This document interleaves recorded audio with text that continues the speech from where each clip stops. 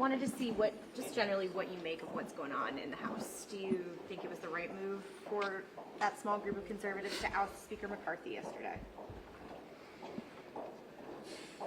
Well, a wise man once said nothing because he's a wise man. I'm very reluctant to give my House colleagues advice. I would just make a couple of observations. Number one, Congress is an institution, and it has the right to change its leadership. Sometimes, like democracy, that's messy. Right now, the House has temporary leadership, and I think it's very important for the House, like yesterday, to get permanent leadership. And I think a lot of this will cause permanent leadership will cause things to settle down. Number two, it should not go unnoticed that Speaker McCarthy said, "I'm not going to run."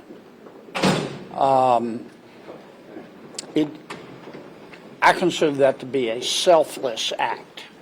I think if McCarthy did run, I don't know whether he could win or not. That's none of my business. But the fact that he was willing to say, "I'm out of this," I think will go a long way toward settling things down. And I thank him for that. And I guess the third point is to my colleagues in the House, follow your heart, but take your brain with you.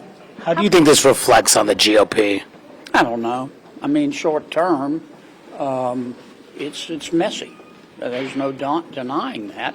But look, the American people are angry and they're divided. The anger is on both sides. I think it's unreasonable to expect Congress, which represents the American people, to be any different. But there can be productive anger and there can be destructive anger. And I believe I've got enough confidence, being an optimist who worries, that Congress will turn this into constructive anger. All right, we got to go, guys. Getting the government funded.